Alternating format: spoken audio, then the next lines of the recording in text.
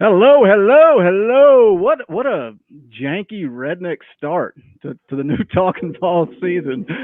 That was awesome. Thanks, Dobber. Welcome. Good evening, good afternoon, whatever the case may be, to Talkin Falls episode number 48, brought to you by the Outright Geekery Podcast Network at outrightgeekery.com. Also on the SB Network right here on YouTube where we are live streaming. Do us a favor, go ahead and smash that like button. Share out the link. My name is Boogie Bentley. I'm Vols JP.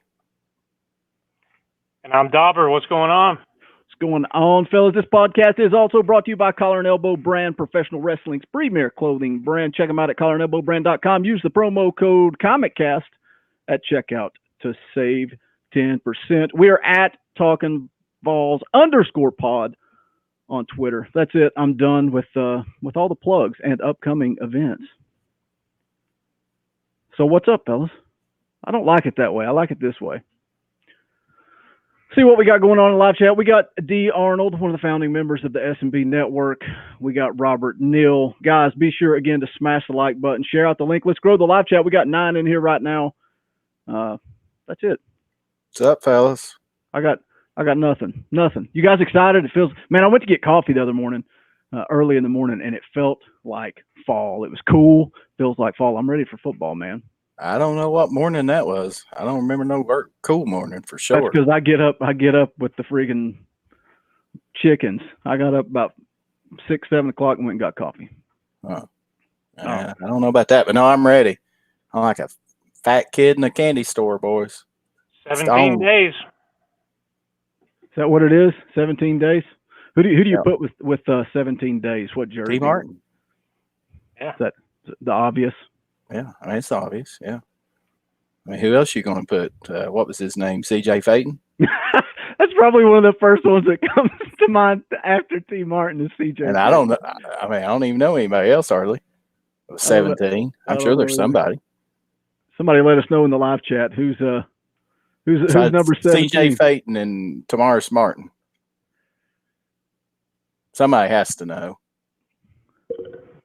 D. Arnold in the live chat's already laughing at our redneck start there. I wanted to have the music going, man. That music has been a part of this show forever, but Dobber's cell phone didn't come through for us too well. D. Arnold, 5 years of the SEC channel. How many years of Talkin Vols? Was this 4th year, Boogie? Who started it? Wasn't it just me and you? Did Andy start it? He was on there the first season? Yeah. And then the second was me, you, and our main for 2 years, I guess. So This is probably the 4th year of S&B Network. Yeah. 4th year of it. Crazy. 4th year S&B Network, 2nd year of the Pruitt era. Is this the year? Is year 2 the year you got to perform? Is you got to perform this year, right? I mean, it's the pressure's on. Yeah, I mean, it's on. I think it's always on at a program like Tennessee. I think he's got an uphill battle this year again. I just think it's going to be very, very hard. And we'll get into that and discuss it and stuff. But I think he's feeling pressure. A lot of people probably won't agree with me, but I think this is a 5 to 7 year deal for Pruitt. I really do. It almost gets old saying that, but I mean, the facts are the facts, right? People love to laugh at Tennessee because we're always saying, "Oh, they're rebuilding." But facts are facts, man. Look at what Pruitt took over. It's year 2 and 0 SEC wins the year before he arrived, 0 NFL draft picks the year before he arrived. I mean, he had his hands full. But so many people say if you can coach him up, that in year 2 is where you're going to start to see that change.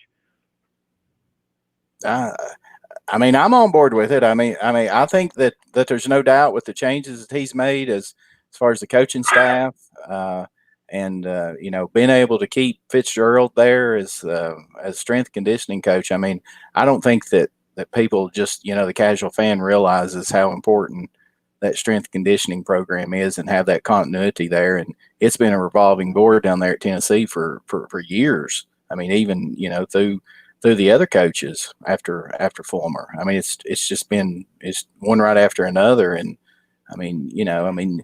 we all see these pictures and we see these guys, how they've changed their body and stuff. And, you hope that that's going to help. I mean, you hope that's going to be, going to make us more competitive and be able to compete against the SEC teams. What do you think, Dobber? Yeah, I think he's feeling pressure, but he came into a bare cupboard. His first comments about the team, where are the big guys? Towards the end of the season, he was talking about, some of his recruits coming in, getting guys in that we're going to do it the right way. I believe at one point he said, we have to find guys who know how to practice.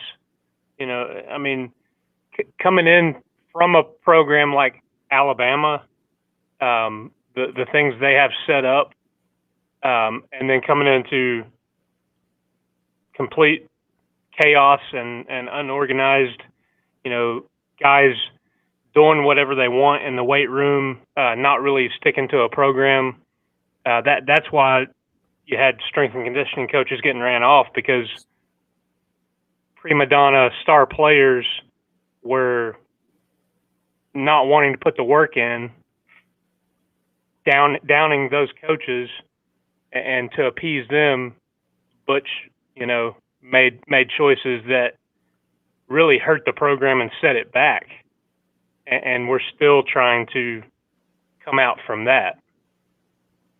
Yeah, I think Swain was talking about it this week, talking about practice habits and effort, and saying, last season that Pruitt was screaming all practice, every practice, and it wasn't teaching, it wasn't coachable moments. It was just asking for effort, asking for these guys to put in 100% on the practice field. And he said it's a different tone on the practice field now. It's not a lot of yelling and screaming. It's coaching. And I can't remember. I don't remember what coach they were referring to. Maybe the defensive line coach, just saying very even kill and not getting very excited. Not getting. So I think that's interesting. Let's face it, though. It was a task that there needed to be a complete culture change, an overhaul and if I'm not mistaken, I don't think there is anybody left in the program from the previous coaching staff. Down to nutrition, all the way down the line. He pretty much cleaned house, and it's starting to show. Jennings, of course, he had a couple quotes out this week after one of the practices, talking about being the alpha dog, and he goes where he wants. But then I think it showed some maturity on him. He was quick to compliment the team and talk about how much the team has grown. And he was asked specifically who. He said, "Man, all over the place." So I think it is something that it wasn't just going to change overnight. It is a process. I hate to use that, especially with all the coach speak that we've been through with Butch and talking about brick by brick and all that. But Pruitt had a massive undertaking. It wasn't just a slide right in and, But that said, I think there's some things to be excited about going into this season. We got 14 listening in the live chat. Everybody do us a favor. Make sure you do hit that like button and share out the link. Share it on Facebook. Share it on Twitter, wherever you get social with your media. Help us grow this live chat. We're just, if this is your first time ever on Talkin VAWLS, we're not experts. We don't claim to have special opinions. We don't claim to have inside information. We're just three dudes that love the Vols, and we like to hang out and talk about it. So that's what we're doing here. But like I was saying, man, I think there's some things to be excited about. One of the biggest downfalls last season was that offensive line. Can that offensive line protect going into this year? And I think you see some things that kind of excite me about that offensive line. But one of the unknowns is Trey Smith. They're practicing as if he's going to play, but as of right now, we don't know. We don't know if he's going to play. But no, and I mean, and he's not cleared yet. They're saying for full contact. So, I mean, I'm hopeful with Chaney that it'll help, but that's one of the probably, in my opinion, the biggest question mark again. And we'll get into this here later, but I mean, we've got to find a way to make sure that Garantano stays healthy this year, because I mean, there's just nothing as far as experience behind him, and it doesn't seem like that anybody's really thrilled about the two backups that are down there right now. So I mean, anybody that's watched Tennessee football the last couple of years knows that Garantano is absolutely taking a beating. I mean, he has absolutely been destroyed out there. And I mean, last year not only was the offensive line physically unable to compete in most of the games. I mean, how many times did they look like they didn't even know who to even block? I mean, there was so much confusion that was going on, and hope that Chaney can help with that. So, well, it's you're touching on it there. It starts with size, right? Technique works. Technique works. If you're a smaller guy, you can use technique and win. But what if the other guy's got technique? Oh yeah, and then you're outsized. Strength on strength then. Yeah, and that's something you keep hearing too throughout fall camp is how much bigger this offensive line looks, how much stronger they look. What are the two 5-star tackles going to be able to do? As of now, it looks like Wanya Morris could very well be starting at left tackle. Yeah. If Trey Smith is healthy and good to go and playing left guard. I've heard that Morris could end up at left guard depending. But they're saying that Tatum's going to start at right tackle, right? Yeah, that's what they're saying. I mean, they're saying that Darnell Wright's pushing him, but they're saying with Tatum's experience and him finally gaining some weight, and up over 300 pounds, that right now that he seems to have the upper hand with it. I heard them say that they felt like that Darnell Wright's now kind of kicking himself in the hind end for not being an early enrollee and coming in this summer. So, I mean, I think that the sky's the limit for him. But I mean, there's not many guys that can walk in and I mean, what kind of program really did he play up there in West Virginia? I mean, I'm sure that the competition wasn't nothing like that. Wanya Morris played down there in Georgia, so. He's got that too. So with that, but I mean, of course, I'm an old offensive lineman. That's the only thing I ever played because I was too fat to play anything else. So, so that offensive line is near and dear to me, and that's a no glory position, but. Just like Jim Chaney said before the start of fall camp, that got me excited. One of the media down there asked him, how do you basically game plan around deficiency on the offensive line? And he emphatically said that you can't do it. Now, I'm sure there's things that you can do, but you're not going to have a whole lot of success when the defense is absolutely living in your backfield. And, I'll argue that till I'm blue in the face. I mean, it's just not going to happen. And we saw it way too many times, especially last year and the year before, and a lot of it had to do because this offensive line, they just weren't physically and able to do it. But what concerned me last year so much is they act like they didn't know who to even block. I mean, how many times did we see that? I mean, that first play of that first game against West Virginia was evidence of it. I mean, that was the foreshadowing for the whole problems that offensive line had last year. So, I mean, that's one of the biggest questions that I've got, because I think that the success of Tennessee football in 2019 is going to depend on what the offensive line does and what the defensive line does. I'm waiting on Dobber to chime in. I feel like he's a listener this week. I don't know what's going on. I didn't want to cut JP off there. Yeah, offensive defensive line is critical. There's a lot of questions on defense side of the ball too. Are we going to get Solomon losing What is up with that? What is up with Solomon? How are all these other people getting approved? And the NCAA, it makes no sense. I feel like we're we've got 762 on our little ticket, and they're on like 37. We're waiting for it to happen. He's practicing as if he's going to be cleared. But I mean that's. Yeah, I mean, at what point does the coaching staff though start, cutting back on his reps in practice? I would think I would think now would be the time to do that, unless you know something that we don't know. I read yesterday's practice notes, either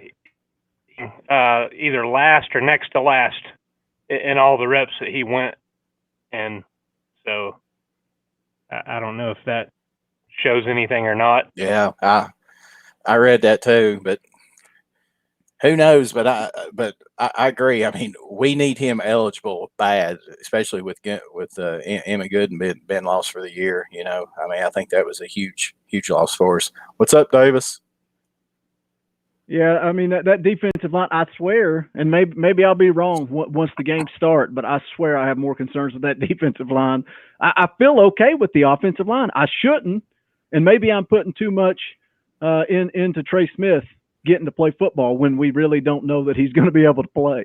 Yeah, I mean that's the thing that concerns me about Tennessee 2019 is the so much uncertainty on both lines. I mean, obviously we've got talent, especially on the offensive side of the ball on the line. I mean, you got Trey. I mean, we've got potentially if Trey Smith starts. And if Wenya and Darnell both out there, I mean, that's 3 former 5-star offensive linemen. And then you got Kennedy, who, obviously, he wasn't going to start at Alabama. But, I mean, if you get recruited at Alabama, I mean, you got potential. And, and then you got the other side, Kayron Calvert, Carvin, Ryan Johnson, potentially, Jameer Johnson. With all that, but when we look at the defensive line, I mean, who is it that has any game experience right now? Butler. I mean, Matthew Butler's the only one. Mincy played just a little bit, so I mean that's why to me it was so important that to have Gooden back this year, because really at the end of last year, I thought Gooden was probably our most consistent defensive lineman. He was really starting to come on. You're hearing some good things about Mincy, but yeah, losing Gooden and then the NCAA drama going on with Solomon, which I don't know, man. What was it? Somebody said that Papa Fulmer was on some radio show down in Knoxville and claimed he was calling the NCAA twice a week, get an update. So I also heard a caller say that. I say a caller like you all know what I'm talking about on the Swain event, saying that it was something on Tennessee's end with paperwork that wasn't done correctly. I've heard that rumor Of course, Swain said he had no idea. But if that's the case, then that falls on old Phil for being the leader. I know he's not the one dealing with the paperwork, but you got to make sure people are doing their job. I don't know. I don't know. I mean, wouldn't that be the most Tennessee thing ever that we screw up Solomon's eligibility transfer papers? I mean, seriously. Yeah. I mean, it would be like just, mark that down as the number 500 craziest, stupidest thing that you could think of that has happened to this program since Fulmer was fired. I've also heard the rumors that Jim Harbaugh, because he's not a big fan of this rule, and I've heard that he's dragging his feet. But I don't know how true that is. I mean, what I don't know what he can do or what he's in control of. I don't either. But I know one thing: we need Aubrey Solomon eligible bad. We need him bad. Yep. This took a sour turn, man. I was in a good mood, and now we're talking about the defense. The thing about the defense, man, how many times last year were they in position to make plays and just didn't execute? I think the best defensive coordinator in the country is walking the sidelines in Neyland Stadium, and I think that's a huge X factor you have to consider when it comes to that defense. I mean, I think a lot of it has to do that it was the first year, in that, and I think a lot of it has to do that we just don't have the players to pull off the defensive scheme that Pruitt likes to run. I think it was clear that when Bryce Thompson and Alontae Taylor walk in, the very first day, and as freshmen and end up on the field playing. Yeah, and think about it. Taylor. I mean, he was more of a wide receiver in high school anyway. So here he is having to learn a whole new position in the SEC. So that's why these crazy fans start this stuff. Pruitt doesn't have it. It's embarrassing. Fire up the coaching search and all that. I mean, of course, I know most of those are trolls anyway. They're just starting crap. But I mean, that says a lot to the state of the program when he came in. If you're putting a true freshman in the back end of the secondary starting who played wide receiver in high school. Exactly. And a little bit of defensive back. Yeah. And go ahead, Dobber. Sorry, buddy. Well, it's just it's very evident that he's going to put the best 11 on the field that gives us a chance to win. And if it takes a true freshman, if it takes somebody that's going to do it right,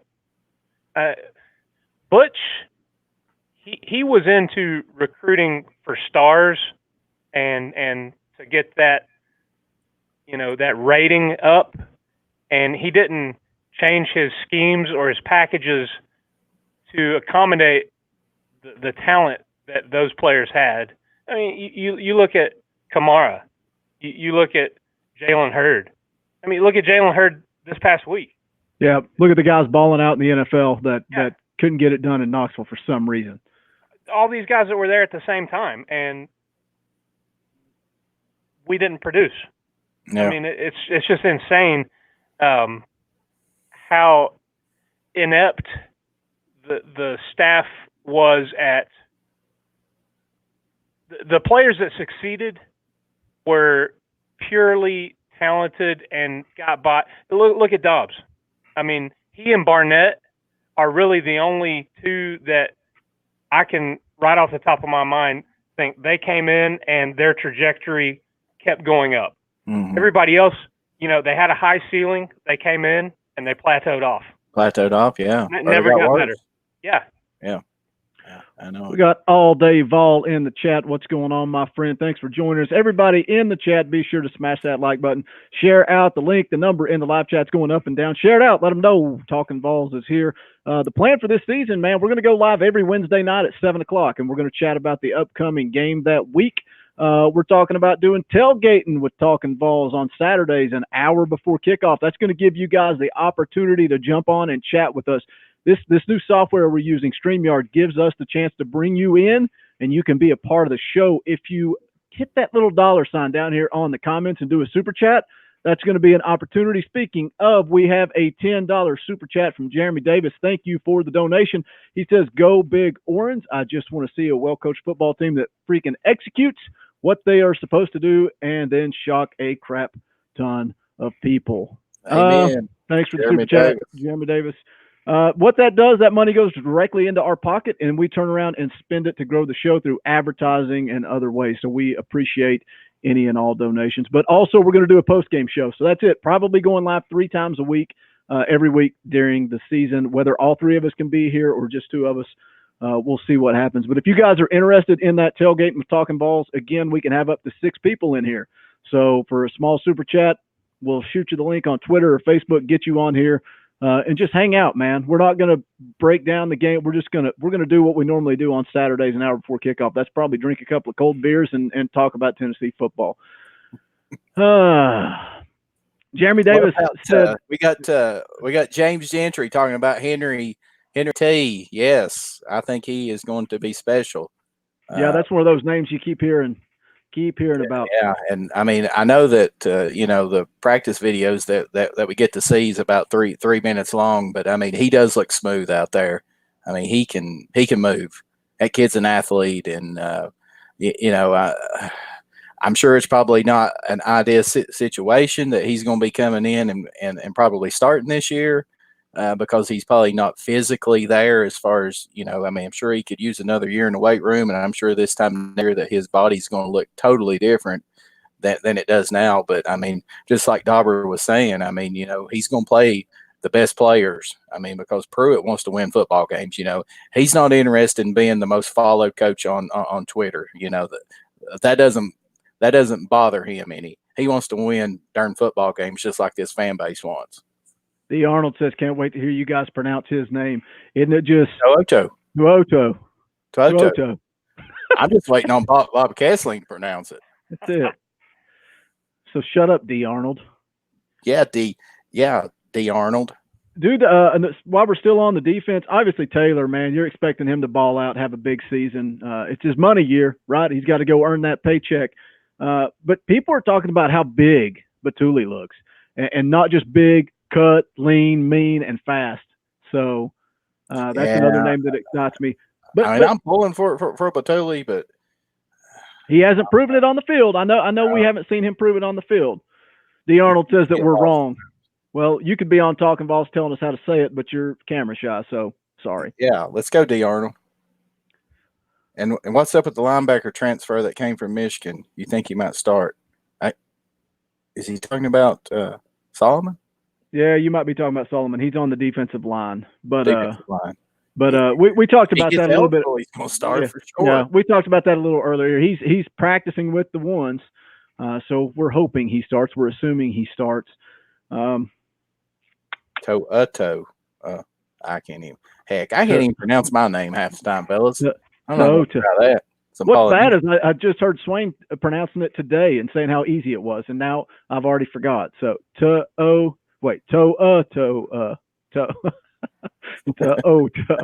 Let's call him Henry T. Henry T, baby. Henry T. That's what Kessling's going to call him. I guess we'll just keep it moving with the defense. We could talk about the defensive backs, which I think probably your two best players on defense. Am I wrong in saying that? With Bryce Thompson and Alontae Taylor are going to be locked in at corner. Of course, we got the bad news about Balin Buchanan, who is probably, the way they talk, out for the season. Yeah, if not career. Yeah. I mean, it's no use of narrowing of the spine. It's not good. No, it's not good at all. So, yeah, when you look at the defense, I mean, you got Nigel Warrior, which, he's been up or down. I'll admit I had great expectation for him being the son of Dale Carter, who's, probably the best safety in Tennessee history. And so, I mean, he's been a bit of a disappointment as far as that goes. But, I mean, he was coached underneath that other coaching staff for 2 years and stuff. But and then, talk about one that has like changed his body is that Trayvon Flowers. I mean, that kid, he is big. He's one of the ones they've been showing the side-by-sides on Twitter of. And yeah. But again, how many times did you harp on it in the past about the strength and conditioning coach and how big of a factor it is? Yeah. You're bringing these 18-year-old kids in that have no idea what they're doing, eating cheeseburgers and just doing a bunch of deadlifts. And now you got somebody that's actually putting them through a program the way they should be put through when you're playing college ball. You have to see these guys get bigger. And now we're seeing that. And I think it's going to make an impact. Yeah. I guess as far as the secondary goes, the biggest question mark is who plays nickel, who plays that star position that's so important to Pruitt's defense. That's where Balin Buchanan was going to play. Right.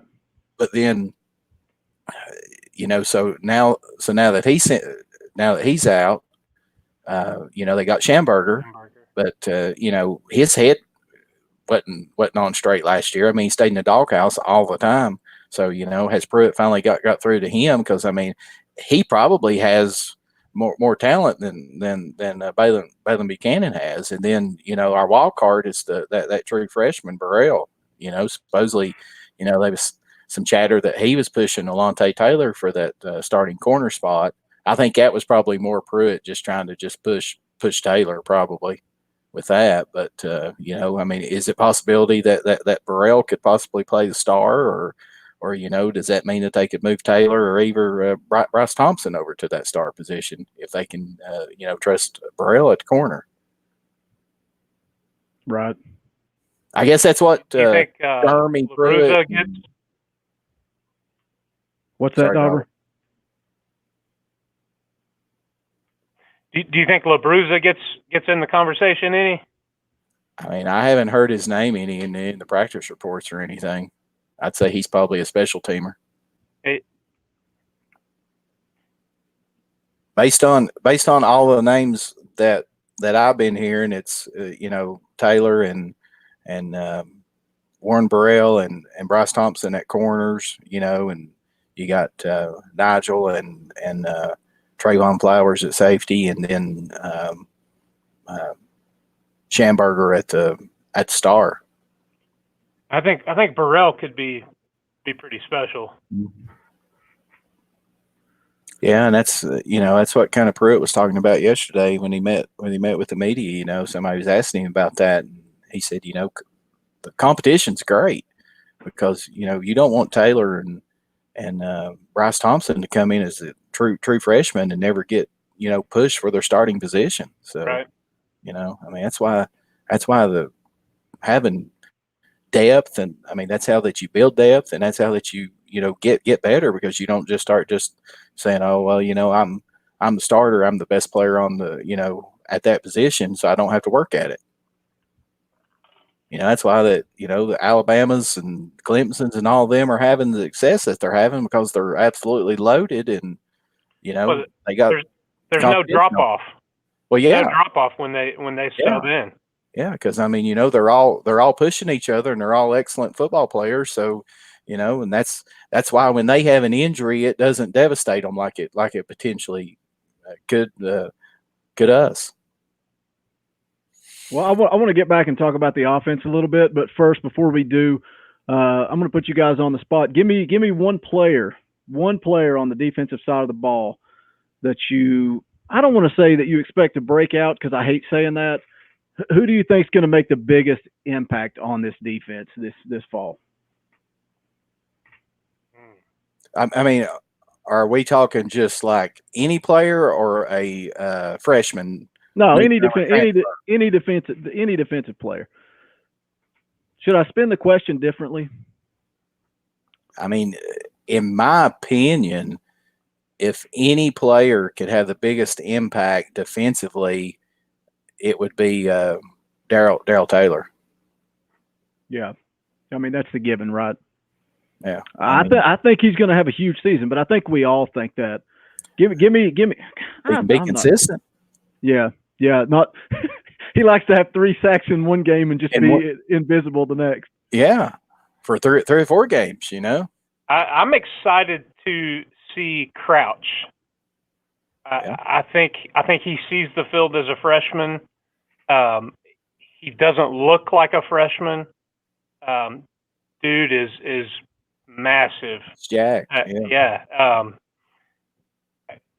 I don't know that he has a huge impact, but I mean, hey, he could. But I'm excited. There's a lot of potential. There's a lot of talent that's coming in, and they look like grown men. They don't look like the guys that we were bringing in just because they're a 4 or 5 star, so we could have a top 10 recruiting class, even though 8 other SEC schools were ahead of us. I think we're recruiting to the team, and not just to the stars. And like we've said before, I think Pruitt is going to play who shows it on the practice field and who gets it and who's going to do it the right way. We got D. Arnold in the live chat going with Batuli. We got James Gentry saying Taylor or Batuli. I like all those answers.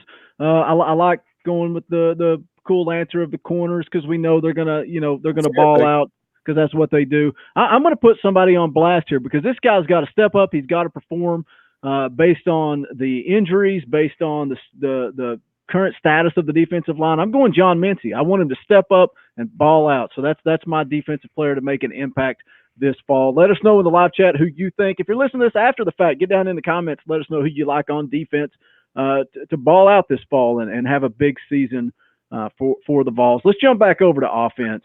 I'll tell you one defensive lineman that could really help us a lot would be Greg Emerson.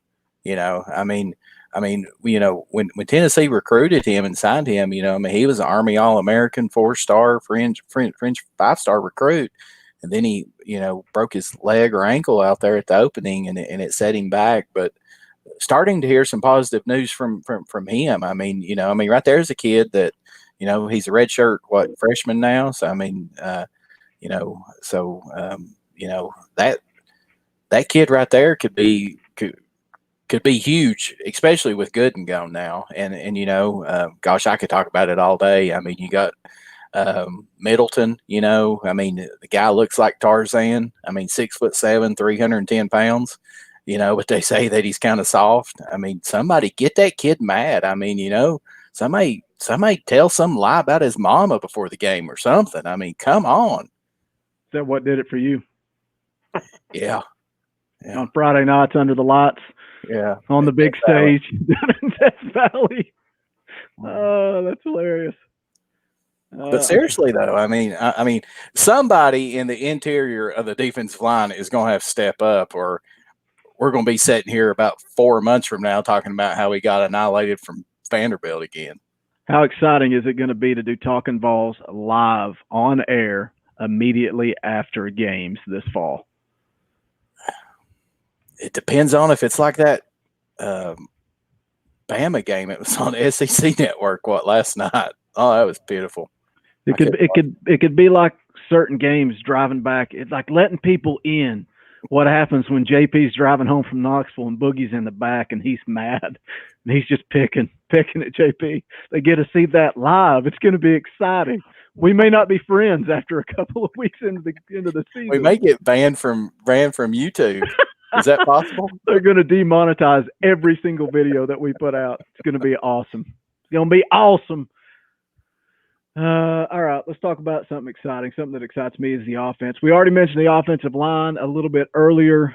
Obviously, that's where it starts. They're going to have to execute. They're going to have to, they're going to have to just deliver in order. Doesn't matter how many playmakers you have. It all starts up front.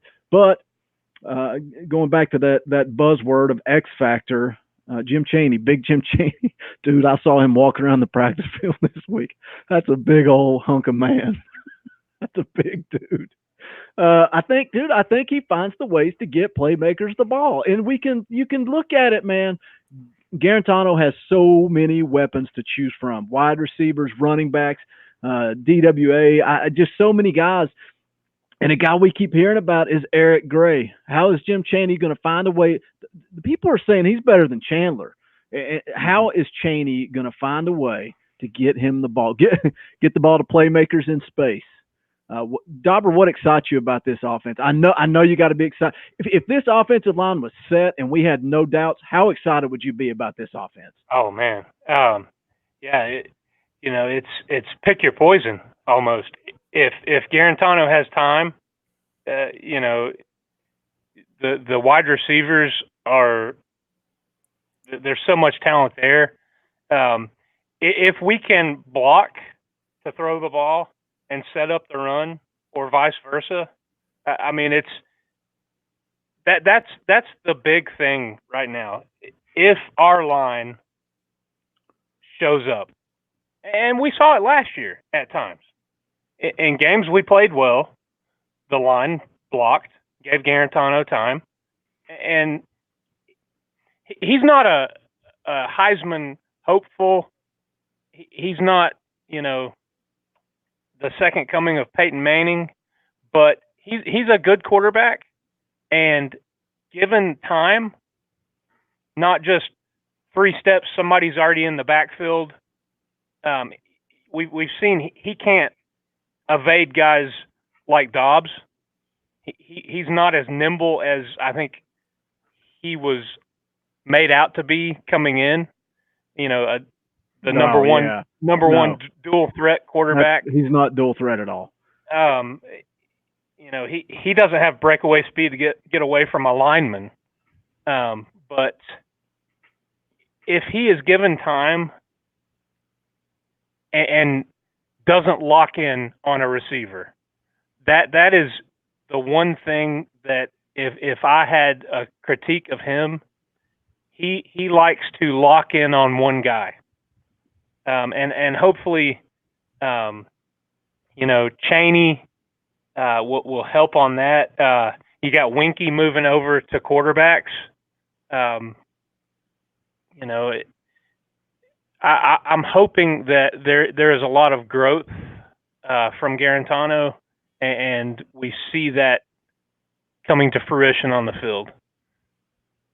I hope that he goes through his progressions because, like I said, it is a pick your poison. If we are able to block effectively, we should be able to run the ball. And if we're able to run the ball, we should be able to throw the ball. I mean, it's a simple game. Come on, guys. Isn't it? It is. It should be. I mean, that's what it all comes down to. This freaking offensive line is going to have to learn to block somebody. Just get in somebody's way. Yeah, really. I mean, just get in somebody's way. It's that simple. Just get in somebody's way. I don't know why these idiots can't do it. Yeah. Get in somebody's way. I mean, at least we don't have the bullfighter Drew Richmond there this year. Olay. All right. So same question later, that we asked on the defense. Who's your go-to guy? Who's your not breakout? I hate breakout. I just don't know any other way to word this because I'm not a radio host. I don't know why I do this show. Who's your offensive guy you want to see ball out this fall? I sound like such an idiot when I say that. Dobber, you go first. Shut up, JP. Oh, sorry, Dobber. I think Jennings is going to be the man. I think Chaney is going to feed the big dog. He is the kind of voice of the offense, and I think he will be the playmaker that Chaney leans on quite heavily, providing the line blocks. If the line isn't protecting, I think it's going to be one of the running backs. And I think we'll go towards a run-heavy offense. But you saw that from Chaney at Georgia, when you had the Chubb and Sony Michel, they ran the ball. And then when you got Fromm and Eason, they went pass heavy. I think Chaney evaluates the talent and then utilizes the best plan and scheme to get those guys heavily involved. What about you, JP? What do you got? I can't sit here and say that there's one offensive player that's most important to this football team. I mean, other than Jarrett Contano, but if Jarrett Contano goes down and he misses any time, all bets are off. This team could finish literally 3-9. Well, according to Pruitt, he's the only starter on the team. Well, yeah. Nobody else is locked down the starting spot. So Pruitt's also a liar. If you were just wondering, get that out of the way. But I cannot sit here and say that if Ty Chandler balls out, he's that we're gonna be this awesome offense. I can't sit here and say that if DWA balls out, he's gonna have an awesome offense or whatever. It's the offensive line, and it's all five of them. I'll give you that. You can make that your answer. Trey Smith, first and foremost, I hope the big guy does whatever he has to do to make sure that his health is the first and foremost thing that is important. But all you care about is him playing football. No, it's not. That's why I said if Trey Smith, if it's decided that he cannot play football, then that's what they need to do, because we don't want to see this guy something seriously happen to him because he's out there trying to play football. when he shouldn't be.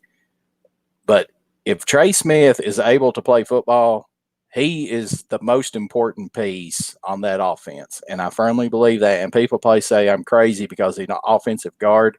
But Trey Smith will bring so much to that offensive line, leadership, and just, moving him back to guard. I mean, his freshman year, he was absolutely annihilating people as a true freshman at guard. And then last year, before he got sick again and had to miss those games, he played tackle and he struggled. I mean, we move him back to guard, and that solidifies that offense a lot and gives Tennessee a lot more options, at the other three spots. I mean, I think we'll all probably agree that Brandon Kennedy's got the guard or the center spot locked down. So then, can you develop Wanya Morris and potentially Darnell Wright? I mean, if Tatum can hold his own at right tackle, then do you look at maybe sliding Darnell in at guard, and getting your best five out there? But the key is Trey Smith. And again, that's all whether or not that he can even play. Well, I just wonder if Darnell Wright can even get in at guard because from what they're saying, his pass blocking is not where it needs to be, and that's why he's not getting on the field. Well, but I mean, it's a lot easier to pass block as a guard than it is. Yeah. Oh, yeah, definitely. So, because I mean, when you're pass blocking as a guard, you don't have those speed rushes on the outside. Right. So I mean, if you got strength, you can hold up better on the inside. Guys, we got 18 listening in the live chat. Do us a favor. If you bleed orange, smash that like button. It helps with the analytics of YouTube. It helps push our channel to the top. You can also share out the link. Just hit that share button, post it to Facebook, Twitter, wherever you get social with your media. We would really appreciate it. We would like to see that number hit 20 tonight. That would make me happy. D. Arnold in the live chat brings up a good point. He says, can we run the ball at all? That's the question. And there's 20 in the live chat. Just like that. Boogie Ashton, you guys come through. We appreciate that. Be sure to smash that like button, share out the link. Let's hit 30 now. We're at 21. Let's hit 30. Back to D. Arnold. He says, can we run the ball at all? That's the question. That bleeds right into my player that I want to see have a big season. And I'm going to say it's the same player I picked last season because I think for this football team to have success, you got to be able to run the ball and then you got to be able to set up play action. And I think that's a huge part of this offense. And that is DWA. I think if they can run the ball and get DWA involved, I think it's just going to open up the entire field. I know I picked him last year. I think he scored the first touchdown of the season, if I'm not mistaken. And he had a good year. He didn't have a bad year. He just didn't have a big-time year. And I'm looking for him to have a big-time year at the tight end position. Tennessee Vol Niner says, Boogie. Yeah. What's up, man? Thanks for joining us. Boogie is the key to the offense. Boogie Bentley. Maybe. Let's take a look at the schedule. Is he recovered from his knee injury? That's the key. He's not 100%. I'll promise you that right now. Man. He's working like heck to get there, though. Let's take a look at the schedule. We're not going to get real detailed on it, but we're going to take a look at it here. Let's see if I can figure out how to do this. All right. That's what we want. Now we're cooking. You guys want to just kind of run through it, go win, loss, toss up. How about that? Win, loss, or toss up. And then once we get through it all, it doesn't, you guys can do the math and it probably won't be right. But we'll just play around and have some fun with it. So, opening game August 31st, 3:30 versus Georgia State. I think we all are going to go ahead and say W and move on. Am I correct? That's the easy answer. Obviously, it's a win. What do you want to see in that first game, Dobber? Quick answer. What do you want to see? The offensive line blocking. Thanks for that in-depth analysis. That's why you come. That's why you come to Talkin VAWLS, just for our personalities and JP's good looks, because it damn sure ain't for our in-depth analysis. You said quick. You said quick. That was quick. I appreciate that. JP, what are you looking for in that Georgia State game? what I'm looking for is I'm looking for the game to be over about halfway through the second quarter, or at least at halftime. And I mean, I'm talking about like 40-0, 35-0, and get these freshmen in that we're going to have to count on against, Florida, Georgia, Mississippi State. Looking at that schedule, we can't continue to have these games where we're playing, our starters in the fourth quarter against teams like Georgia State. We've got to have those games where we can develop talent, get those guys out, the starters out, to risk, avoid injuries, all that stuff. So, but yes, like Dobber said, the offensive line barking. I mean, if we watch that first game August 31st and Georgia State's living in our backfield, boys, we're in for it again. And we saw that last year. We saw that last year and kept saying, well, maybe something was off. Maybe something was off. No, if we see it in that Georgia State game, we know we got problems right out of the gate. I agree. Go out, take care of business, do what you got to do, get the starters out, and let's move on. Jeremy Davis says in the live chat, loving the new live interface, guys. This is awesome, man. And long story short, awesome. But you are the man. It ain't me, man. YouTube basically said, you know what, we're gonna screw over all of our live streamers, and we're gonna get rid of Google Hangouts on air. It's so easy. You click a button and you start. So this programmer says, all right, cool, bro. Watch this. Hold my beer, and he creates basically Google Hangouts on his own website, powered by StreamYard. I love it, man. I love the way the comments pop up on the screen. I just love everything about it. So shout out to StreamYard. It's so easy. Second game of the year versus BYU. I'm going first, and I'll tell you what, this game's a toss-up for me. This game scares me to death. It really does. It really does. I think a lot of people are saying the season doesn't start until that Florida game on September 21st. Not for me. It starts on September 7th against BYU, because that is a losable game. It's going to be a fight. Yeah, I mean, I agree 100%. Right now, not knowing who that we're going to have on the defensive line, or really even on the offensive line. I mean, there is that game's scary. It is. I mean, it was last year that they went to Wisconsin and beat Wisconsin. So, I mean, it is, but that's a huge game. I mean, that is a huge game for Pruitt and this football program this year. But, right now, there's no way that I could say that 100% certainty that I would pick Vols. It shouldn't be scary, but yeah, it is a scary game. So I think we're all giving that a toss-up then, right? Mm-hmm. Chattanooga, do we even need to talk about it? Same thing as Georgia State. Go out, take care of business, whip their tail, and move on. Florida, September 21st at the Swamp. I'm going to go ahead and start it off on a negative note and say that's a loss. Oh, yeah.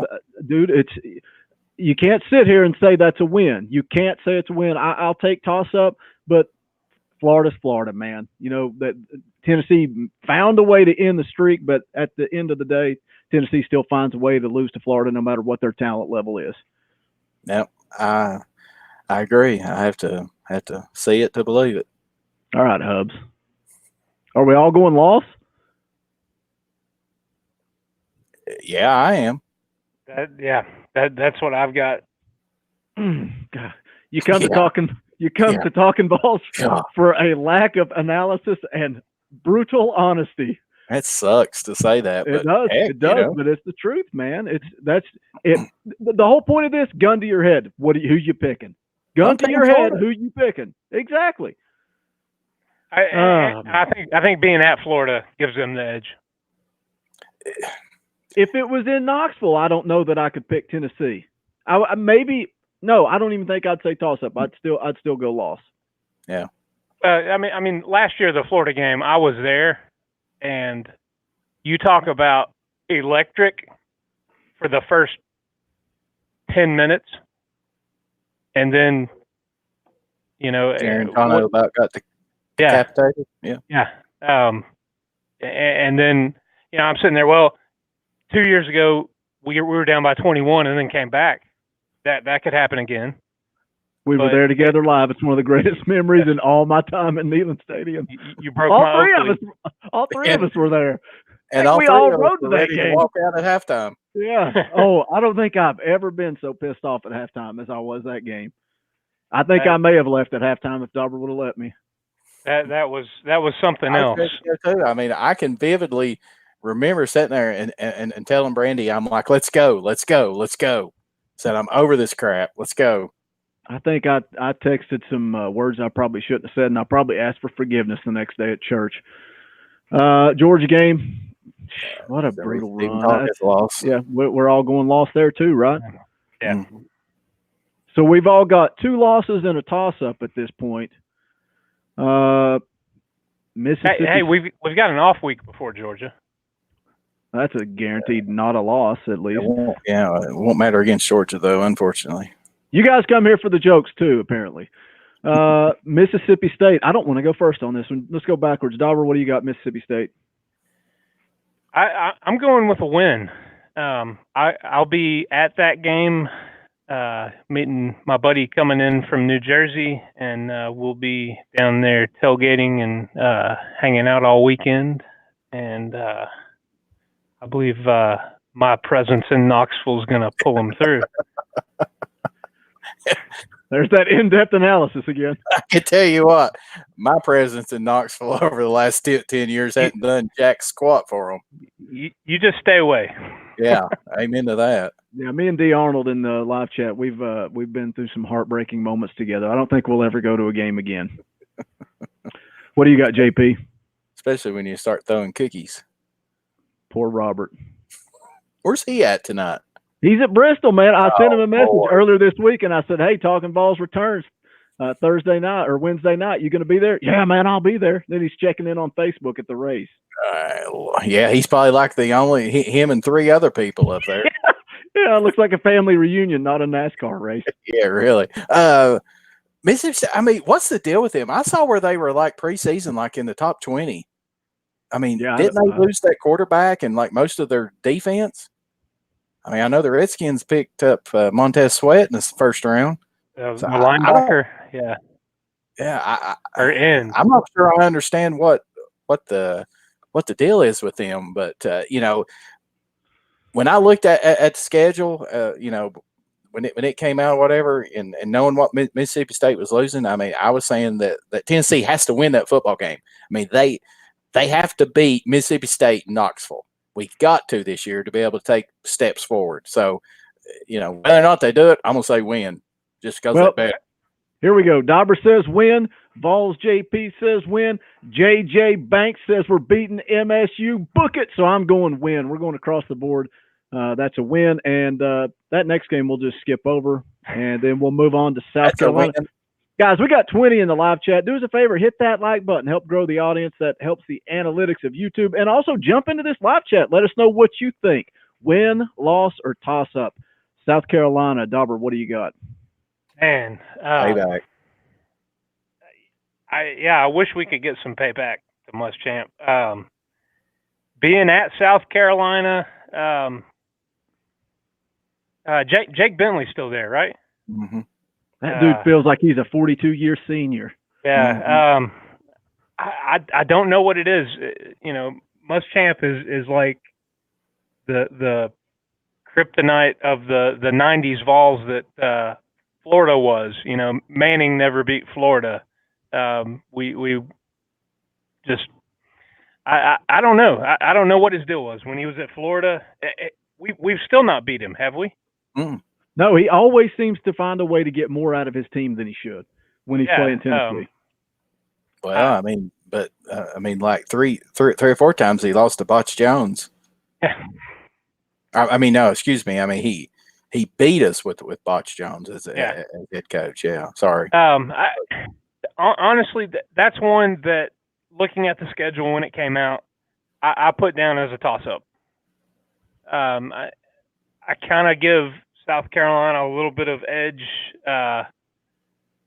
on the guy that broke his leg, their wide receiver, kick returner. He's back as a senior this year, right? Yeah, so somebody help me out. You can tell how confident me and JP are in answering that question. Yeah, I'm not sure if he's back or not. You know who I'm talking about, though, right? Yes. Okay. Super fast guy. I think he burned us for a touchdown 2 years ago as a freshman. I don't know. I'm gonna lean on what I did the Florida game, being in Knoxville.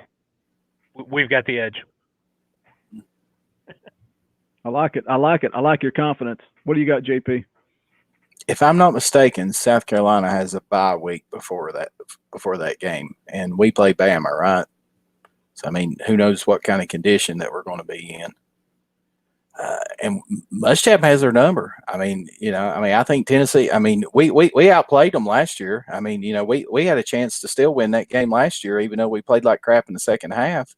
But I mean, we dominated them first half. What was it? Was it 21-6 or 21-7 or something like that at halftime? Yeah, Tennessee's coming off of Georgia, Mississippi State, at Alabama, and then they get South Carolina. Yeah, I just think that's hard. Right now, I think that unfortunately, I think Muschamp gets another one against us. I'm not going loss. I'm going to go toss up because I think Tennessee can beat South Carolina, but there is that Muschamp factor, and Tennessee can obviously lose that game too. But I don't feel so confident that they're going to lose that I would just say it's a loss. I'm going toss up in the South Carolina game. November 2nd, UAB in Knoxville. I'm going win there. It's Tennessee's going to take care of business. Hopefully, we won't see another UAB game go into overtime. So I'm taking a win against UAB. Wasn't that Dooley's year? Wasn't he? Was it Dooley? When Chaney was offensive coordinator, maybe? I can't remember. Or maybe it was Butch Jones. I don't remember. It was pathetic. Whatever. The years of misery all bleed together. Yeah, I know it. But yeah, I mean, I'll go with a win there. It better be. Backing up, dropping some knowledge. Debo Samuel, and he has gone pro. Hey, how about you give a shout out to James Gentry for providing you with that information? That's what we do here on Talkin VAWLS. Edwards. Thank you, James. He's with the 49ers, I believe, is what it says here. But since he's gone, we're winning that. Way to jump on board there, Dobber. I did see where South Carolina got that Clemson grad transfer at Tavion Feaster. Yeah. Tennessee was recruiting him really hard. We had a chance at him, but yeah, so he went to USC. So I don't know. I mean, I think that Tennessee has talent to beat South Carolina, but I just don't see it happening. Yeah, we're beating them. Good. I hope so. We all got a win for UAB, right? Yeah. Yes. Kentucky game. If Kentucky couldn't win, they're never going to win. Kentucky's never going to beat Tennessee. Tennessee in 50 years and wins at Kentucky. I'll go on record right now and say that Kentucky will take the biggest downfall from one year to the next in the SEC this coming up year. I don't think that they'll be good at all, and I hope not. And I'm going to say a big W in Lexington.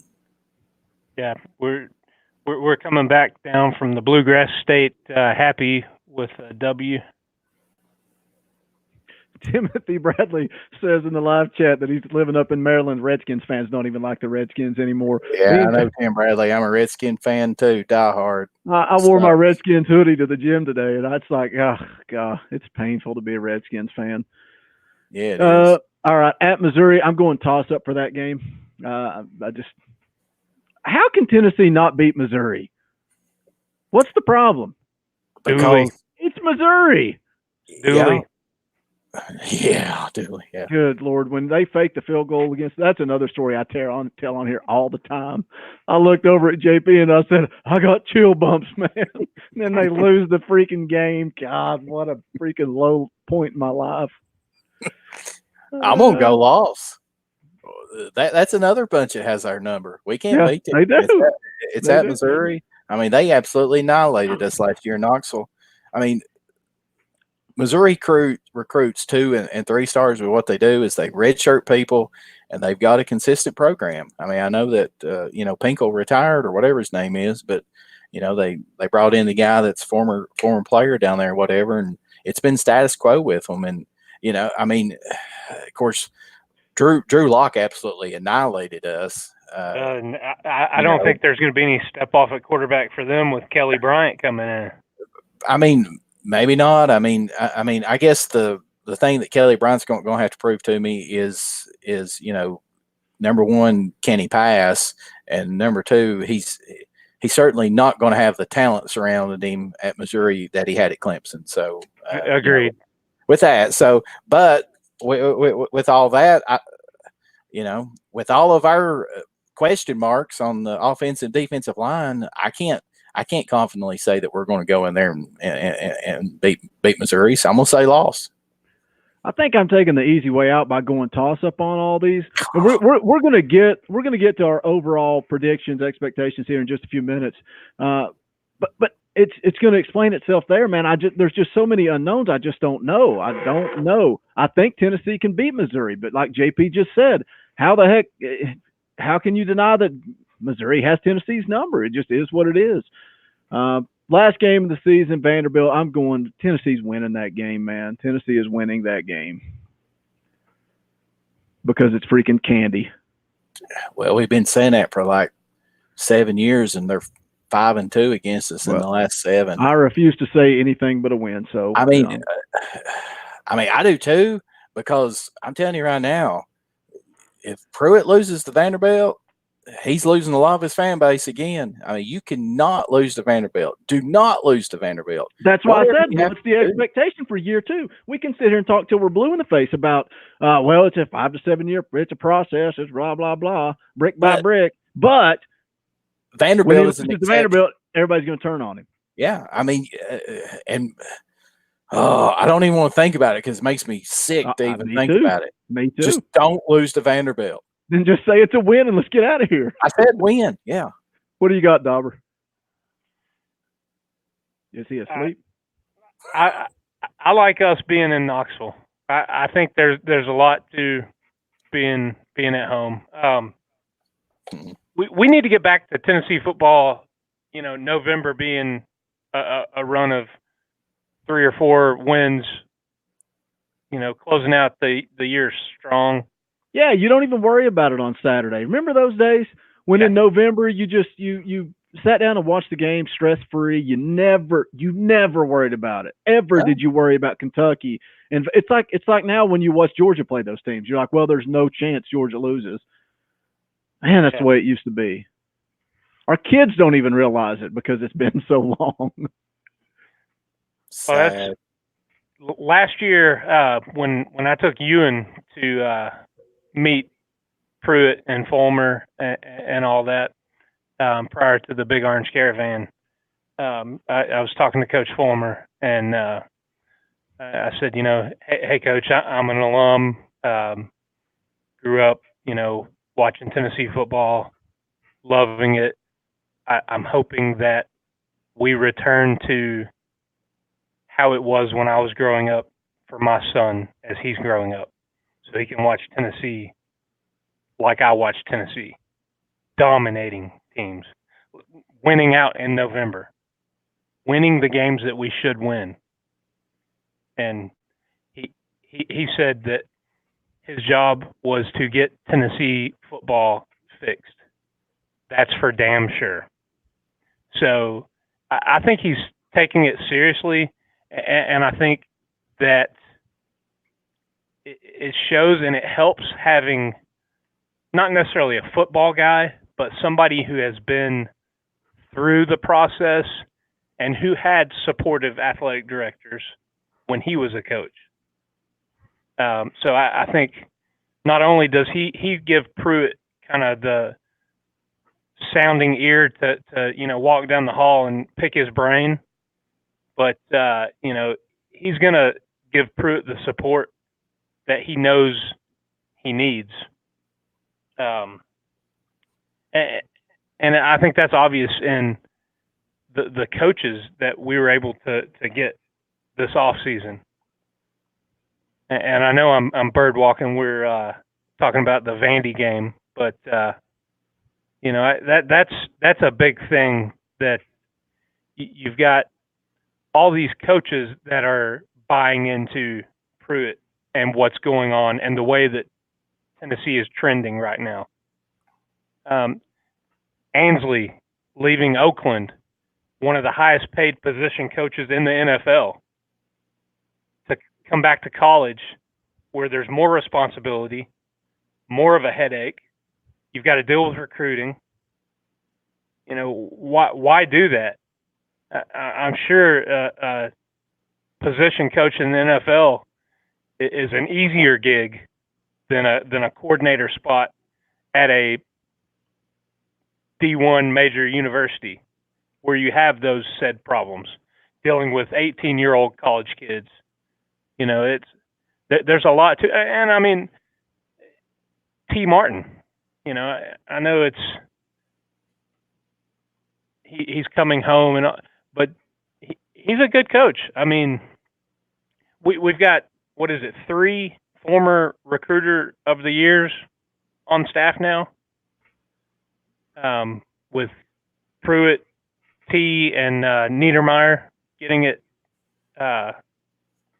last year. We just got to win football games. Yeah, and I mean, I know we keep kind of going back to it. It is sort of a process, and that's what I'm looking for this year is improvement. And it's not going to be hard to improve upon last year because, you know, the bar was set pretty low and you know, lower the year before. But that is typically when you see the biggest improvement is between year 1 and year 2. So I'm looking for Pruitt to come together with that staff, come together with guys that he's recruited, even if they are freshmen. You know, we've talked about a number of guys that will probably see the field and could potentially be impact players as freshmen. Does Tennessee have the best staff top to bottom in the entire country? You could make an argument for it. Yeah, you could make an argument for it. I think it has to be one of the best. I mean, you know, I don't have all the knowledge on, you know, all of the coaching staffs and stuff, but I mean, if you look at what they've accomplished, which I mean, I know Pruitt's accomplished a lot at Alabama, and anybody that coached there is going to have a lot of accomplishments. But and go to Chaney. I mean, I know there's rumors of turmoil and whatever at Georgia, but were they really going to run him off, coming off the successes that they've had? I was sitting with D. Arnold in the live chat at the Tap House Brewery having an ice-cold beer, and I brought up Jim Chaney's name, and they looked at me like I had 3 heads because there was no way in hell he was going to leave Georgia to come to Tennessee. They didn't know that Big Chaney loves the corn dogs at the Gatlinburg. He loves them smoky dogs, baby. Yeah. And it was that night. It was that night that it came out that Chaney was coming to Knoxville. But look, man, you just talked about it with the Recruiter of the Year awards. Look how many people have national championship rings as players and coaches on that staff. You have arguably the guy that was the best defensive coordinator in the country as your head coach. Jim Chaney, one of the best offensive minds in the country. Hell, the 2 of them were walking the sideline in a national championship game against each other not too long ago. I think you could make a case that this is definitely one of the best coaching staffs in the country. So how does it translate on the field? Because like JP said, you got to win football games. That's what it boils down to. None of that matters if you don't win. Yeah, because, I mean, you know, we all know that in college football, recruiting is the lifeblood of your football program. And if we continue to underachieve and get beat by Vanderbilt and, you know, we don't make a bowl game, I mean, it's just going to make it harder and harder and harder. And, you know, that's why I think that this truly is a process. And that's why I'm willing, as long as Pruitt can show improvement, you know, I mean, what else does a Tennessee fan have at this point? You know, I mean, we've been told, oh, he's the savior, you know, that so and so is going to turn us around, you know, and it's never happened. But, you know, top to bottom, we've got football coaches. I mean, and they're dang good football coaches. These coaches know what great is. You know, they know what great is. And, you know, I mean, that's the faith that I hold with it is yes. I mean, I can't sit here and expect him to, beat Georgia and Alabama and probably even Florida right now. But, I mean, hopefully, and maybe next year and certainly that year after, that's a possibility. But, I mean, I don't know if the next question is, what the expectation is for 2019. I'll tell you what I would like to see happen at the absolute minimum is Tennessee has to make a bowl game, and Tennessee has to be competitive in the losses. If they go 6-6, you better not be getting blowed out by 25 points by Florida and 25 points by Georgia, and certainly not 25 points by Vandy and Missouri. If you lose to Missouri, I mean, you better make it a competitive football game. And, that's what I want to see is Tennessee make at minimum a bowl game, but also in their losses be competitive a lot more than they were last year. We're gonna get into our predictions for overall record, and then we're gonna wrap this thing up, guys. There's 20 in the live chat. Not to keep beating that dead horse, but smash that like button. There's a few things you can do to help this podcast. YouTube has analytics, and anything that you follow will help us keep boosting this show up. We want to grow it. We enjoy it. You can hit the like button. You can share the video. You can come back after the fact once the live chat's gone and leave a comment. That will help. Also, make sure you subscribe. Right there below where Dobber's sitting on the screen, there's a little subscribe button. Make sure you're subscribed to the channel. Also, hit the bell for notifications. It will notify you anytime we go live. The plan is to go live on Wednesday nights at 7, possibly Saturday afternoons before the game, and then either Saturday after the game or Sunday, depending on schedules and if we're actually going down to the game. So that's things you can do. There's also a super chat feature. And I know you guys, it's asking you a lot to spend your hard-earned money, but it does go into helping us promote the show. There's a $ down there in the live chat. All you do is click that. You can leave as low as $1, and it goes into helping promote the show. So we would appreciate that, but definitely don't expect it. It's fun having you guys here in the live chat, hanging out and interacting with us along the way. So we hope we'll see you guys every Wednesday and Saturday throughout the season. But let's get into it. Overall predictions for the season. This is what I was talking about with my toss-up games, because I think this football team could only win 5 games. On the flip side of that, this football team, I think they have the potential. If the breaks go their way, they stay healthy, especially at quarterback. I think this team can win 8 football games. I do. I truly believe they can win 8 football games. So where does that put me? I'm somewhere around 6-6, 7-5. I'm gonna go safe. I'm gonna say I expect this team to go 6-6 and make a bowl game. And I think, like JP said, if they don't get blown out, they win the games they're supposed to win. I don't think we could be upset with 6-6 in a bowl game. That's just my. I see 9 as a ceiling, and that would be best case scenario. You're talking minimal to no injuries. You're talking about having a number of people playing out of their minds in games, really exploding. Maybe some guys that we haven't even talked about coming out and just balling out and making a name for themselves. But realistically, I think it's 6 or 7 wins. The goal for me is where we are right now. It is a bowl game, and not just a bowl game.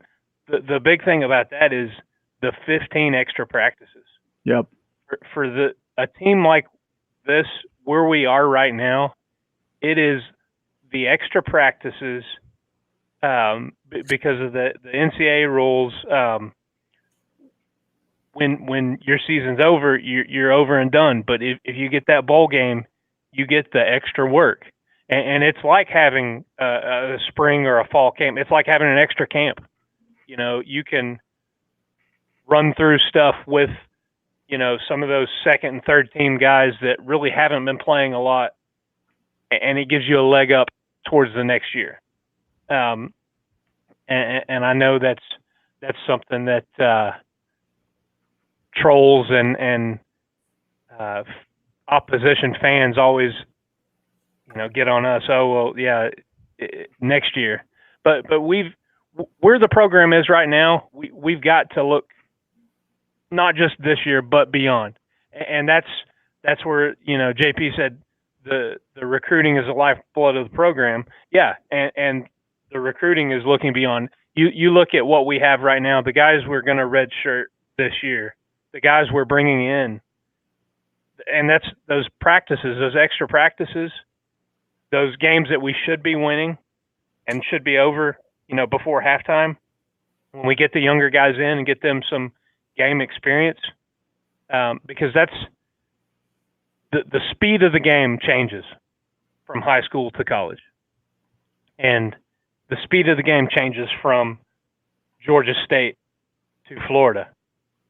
And these guys, if they can get on the field early and often, it just down the line it helps the program. And that's we talked about it earlier with programs like Clemson and Alabama. There's no drop off when they go to their second, their third, their fourth team guys. They just plug a hole and keep pounding along. We don't have the luxury right now of depth to be able to do that. There is a significant and noticeable drop off when we go really, in some cases, past the starters, in some cases, past the two deep. And it is being corrected, but it is something that a bowl game and those extra practices, it helps to serve purpose for next season and building back to where we need to be. JP, you're up, buddy. We got Thomas Walker saying 7-5, JJ Banks 1975 saying 7-5, possibly 8-4, and James Gentry 7-5 or 8-4. I mean, again, like I just said, I think that my expectation and my minimum expectation is 6-6, which gets us to a bowl, but just be competitive. Just be competitive. Now, I'm not expecting us to be competitive against Alabama and probably not Georgia, but at least not just absolutely get blowed out of the water. Which we were more competitive against Georgia than certainly we were Alabama last year. That was embarrassing. 21-0. We hung with Georgia for a half. Yeah, with that. So, But then our depth issues and everything else started showing. Yeah, with that. But just be competitive. I'll say right now that if we knew that Trey Smith was healthy and was going to play, no question to ask, if we knew or if we had Emmett Gooden and we knew that Aubrey Solomon was going to be eligible, I would go on record and say that 8-4 is what I would expect. But I just can't say it with knowing with how bad that our offensive line was last year and knowing that we've got pretty much all of those guys back, and knowing that our defensive line, we don't have anybody back and we have no experience there. And, you just don't win many football games in the SEC if you're not good in the trenches. And that's the biggest question mark. That is the biggest question mark. Like we said at the beginning of the show, if Jarrett Gontano gets hurt and he goes down and he misses time, there's all bets are off then. It could be ugly for sure. So yeah, definitely. If somebody told me right now that Tennessee could finish 7-5, I'd be like, I'm like DA. I'd be like, book it. I would take it in a heartbeat. Yep, I would too. Because, like I said, I truly believe that this team could only win 5 games. It's very possible. And if the injuries, like you said, Garantano, just don't know. Nobody can ever predict injuries. It could happen to anybody, but that's why they're so important to Tennessee is because we just don't have the depth and the talent behind it to overcome that kind of stuff. So with that, I know that we're an hour and 25 minutes in, but there's one thing that I definitely want to talk about on this preseason show is I think that Jim Chaney is going to be huge for this football program. He's definitely huge. Oh, yeah. But I think he is going to be huge. And not only is he going to be huge for the offense, I think he's going to be huge for the defense. And the reason why is we all know last year that Pruitt stood over there during the game and like gave Tyson Helton down the road. I mean, we saw it every single game. Pruitt's even admitted, that he wasn't able to concentrate on the defense. So I mean, he's given the keys to the offense to Chaney. He can focus on the defense. He's brought Ansley in as the defensive coordinator. I'm still not convinced that he's going to give free reins to Ansley to call the plays. I don't think so either, but I don't think he should. Well, but that's what I'm saying is so important about Jim Chaney. I believe that Pruitt trusts him enough, and Chaney has such a track record that if I was Jeremy Pruitt, I would be like, hey, you take the offense and you run with it. You just keep me in the know as far as what's going on and what you planning on doing. But I'm concentrating on that defense because I'm Jeremy Pruitt and I'm the best defensive coach in college football. Yep. And that's why I think that Jim Chaney has the potential. See, I'm going to sit here and talk myself into a 9-3 football season. Well, I was about to say, what's the over-under on the amount of time till JP is ready to fire Jim Chaney? What do we think? 2 quarters? 3 quarters? Or are we going to give him a whole week? Because it's coming. And I'm going to bring it back up, and I'm going to talk about, hey, remember back in the season preview when you talked about how great Jim Chaney was? Where's that guy? I think we get to the BYU game. Yeah. Think so? Yeah. I don't know. We get through Georgia State. Dude, if he runs the ball on first down, first play of the season, JP's not going to be happy. He'll find a way. Well, that is going to wrap it up for this episode of Talkin VAWLS. Thank you guys, everybody that joined us for the live show. If you joined after the fact, leave us a comment. Let us know a player that you think is going to break out on offense and defense. Let us know your predictions for the season.